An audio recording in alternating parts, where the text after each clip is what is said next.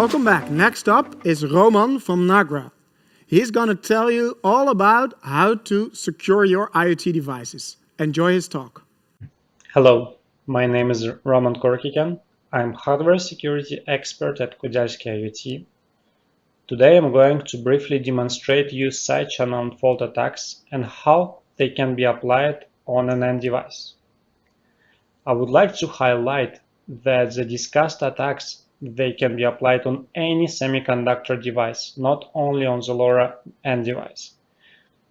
Any smart card, set-top box, system on chip are potentially vulnerable to side channel and fault attacks. LoRa does speak about physical security and about side channel and fault attacks.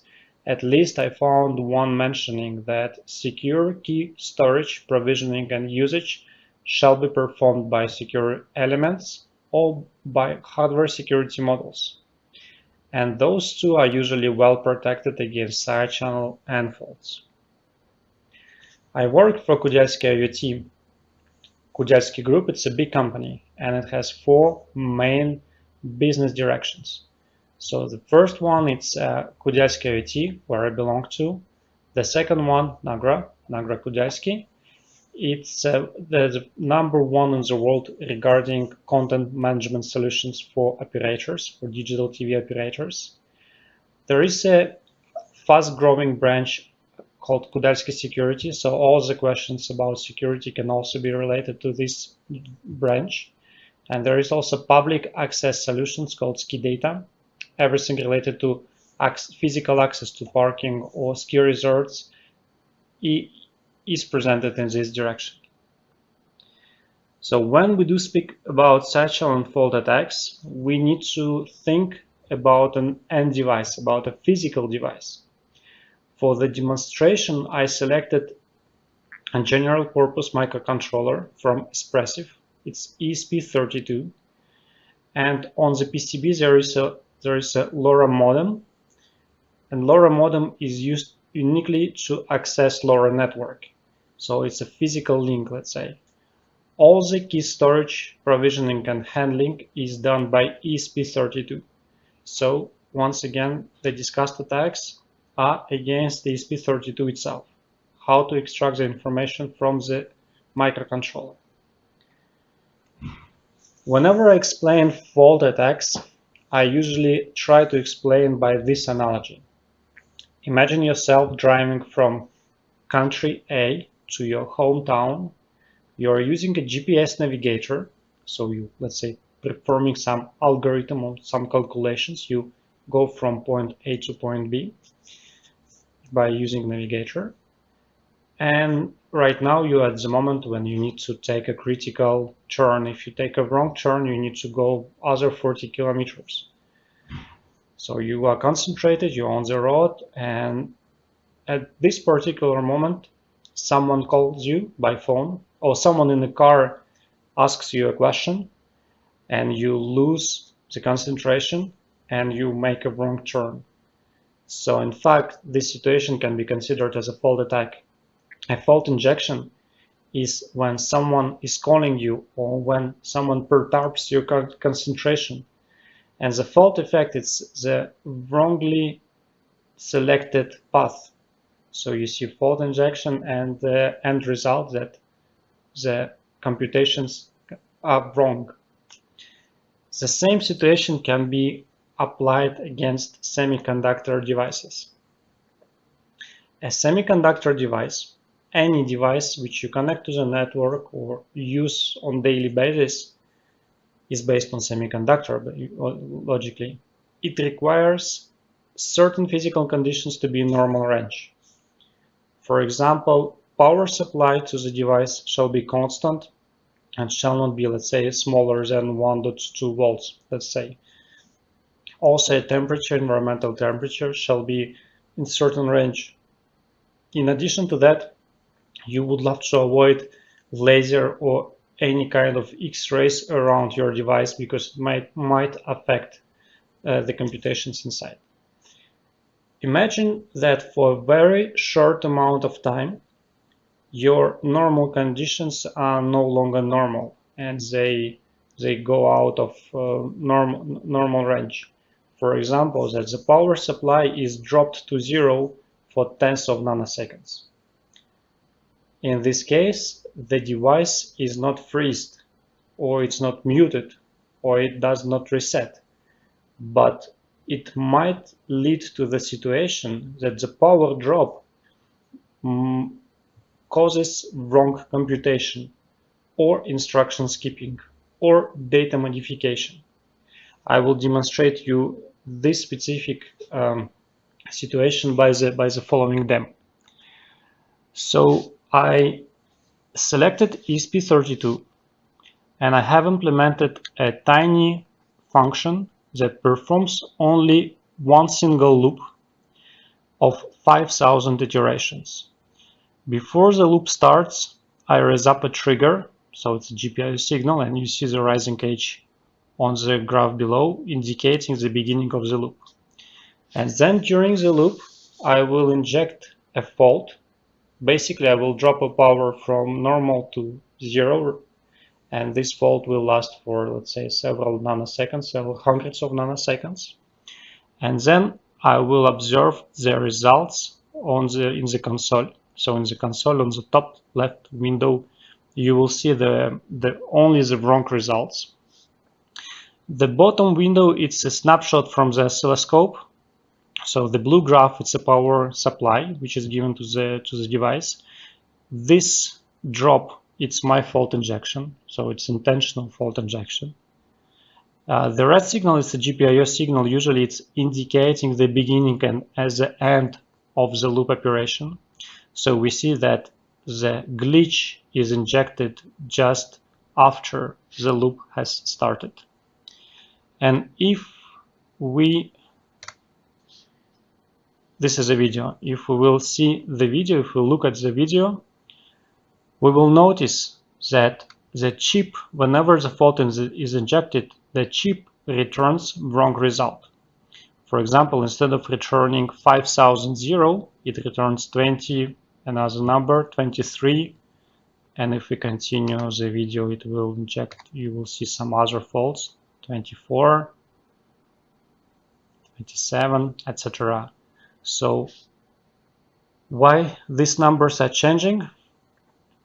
First of all, when the glitch is injected, it exits the loop prematurely, so your counter is not incremented to 5,000, but it remains at certain value, for example 31, 30. And second very good indication that with a bigger delay, so when the glitch is injected further in the processing of the loop, you will see the different iteration number. So you will see that your iterator is increasing.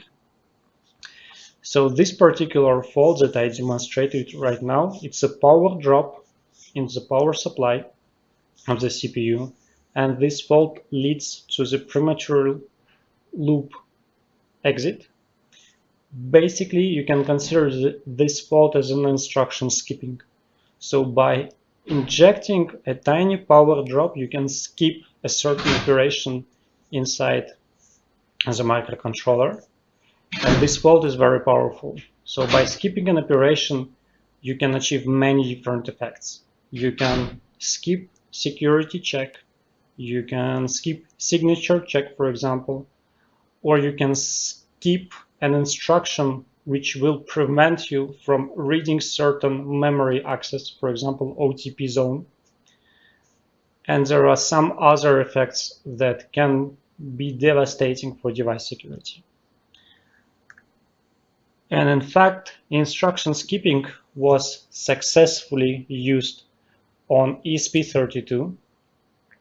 There is publicly available information, let's say there is a blog post, which explains how an attacker can read a secret IS key, which is stored in the OTP memory. Usually in normal conditions, this key cannot be accessed by an attacker. But when he injects a fault which skips one specific operation at one specific moment, an attacker will get access to the key, and by getting access to the key, he can decrypt the entire firmware. an attacker can extract cryptographic keys by fault injection. So if an attacker injects fault during cryptographic computation, he can compare correct and wrong results, and by mathematical functions, he can extract the secret key, which is used in these computations. To demonstrate you this attack, I have implemented IS-128 as a software white box implementation in ESP32. Usually to extract cryptographic keys you need quite many faults, but for IS-128 you only need 8 correctly placed faults in the computation in order to get full key. So in this case, you see that the beginning of IS is illustrated by the rising edge of the trigger, and the end of IS is illustrated by the falling edge of the trigger. My fault is injected in the latest IS rounds, and sometimes some faults lead to the full ciphertext modification. So by comparing wrong and correct ciphertext, I see that all bytes of the wrong ciphertext are modified. And sometimes the fault is successfully injected, and what we see, I call the diagonal. So by comparing correct and faulty ciphertexts, and if we put the ciphertext in the proper order, we will see a diagonal. And this specific fault is an extremely nice indication that our error is injected in the latest IS rounds. And with this kind of faults, with the diagonal faults, we need only 8 of them in order to get the correct IS key. So by looking at this video, we already have observed 2, and we only need 6 remained. Well, I need to say that fault attacks are quite probabilistic. You don't observe the same fault all the time, so they can be different. In our specific situation, we have observed entire ciphertext modification, diagonal modification. Sometimes it's also a reset, so our system goes into a reset mode, and sometimes it can be exception. For example, this one, it's illegal instruction, meaning that our glitch caused an instruction modification, and this instruction could not be processed by CPU. And in this case, CPU raises up an exception. There is a second powerful class of physical attacks called side channel attacks. To explain these attacks, usually I give example of a brain-computer interface. Whenever we think or whenever we compute by our brain consumes calories, first of all, and secondly, it emits certain electromagnetic waves. Those electromagnetic waves can be measured and transformed into commands for a computer. So, meaning that our thinking and our computation can be transformed, or they can leak certain information about what we think of. The similar situation can be applied on the device. When device computes, it loses power, it consumes power, and also it transforms power into the photonic emission and electromagnetic emission.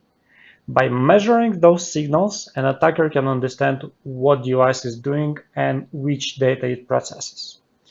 For example, I have implemented a RSA algorithm on ESP32, and I have measured only one power trace, so power consumption of the device during RSA computation. Whenever our RSA computation is performed, there is a square multiplication algorithm, and this algorithm has a loop. One iteration of the loop may or may not include if condition depending on the key value or on the key bit. So whenever we see short patterns in our power consumption, we can understand that our if condition was not performed. But if we see that the pattern is big, it means that if condition was actually computed, was performed. So by looking at one power trace, an attacker can understand which bits are 1 or 0. And these bits, they belong to the real secret key. So this is the power of side channel attacks. However, side channel attacks they can be easy if the algorithm is implemented wrongly, let's say. So RSA algorithm can be implemented securely against side channel attacks.